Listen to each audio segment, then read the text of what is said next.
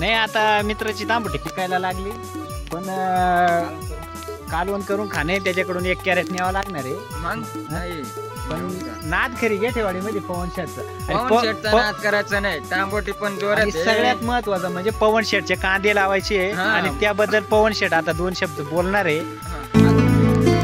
माणसं भेटत नाही ना आता जाहिरात करून देतो ना मी लगेच माणसं संपर्क करतील पवन शेटला.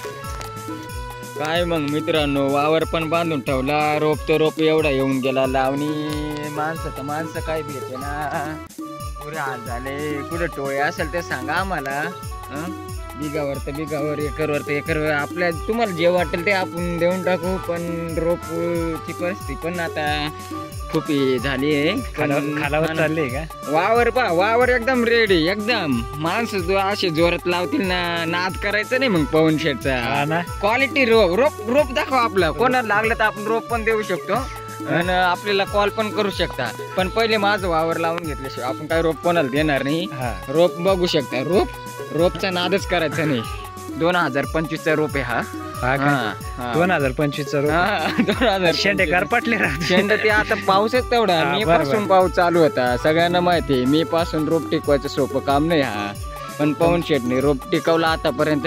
पहिली पण कांदे लावून घेऊ द्या. बरं ओके. गोविंदरावच्या प्लॉट मध्ये मी सकाळी आलो नाद करते काय आहे चिखलात आले एवढे सकाळी भाऊचा प्लॉट 70 दिवसाचा ना. अरे माणसा सेटिंग पण जोरात आहे. भाऊ 2-4 कॅरेट निघणार आहे भाऊचा पहिलाच मोठी होणार आहे एवढे 2-3 दिवसात.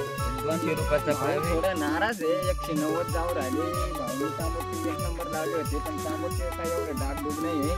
भाऊने प्लॉट एकदम घेतले. मोहम्मद भाईचे कांदे पण त्या बाजूला लावलेले 1च नंबर लागण बिगण करून झाली आहे. भाऊ एकदम जोरात आहे. भाऊ बनेलवर फिरायला लागले. कांदा लागण केली ते अख्ख्या बनेलवर फिरायला.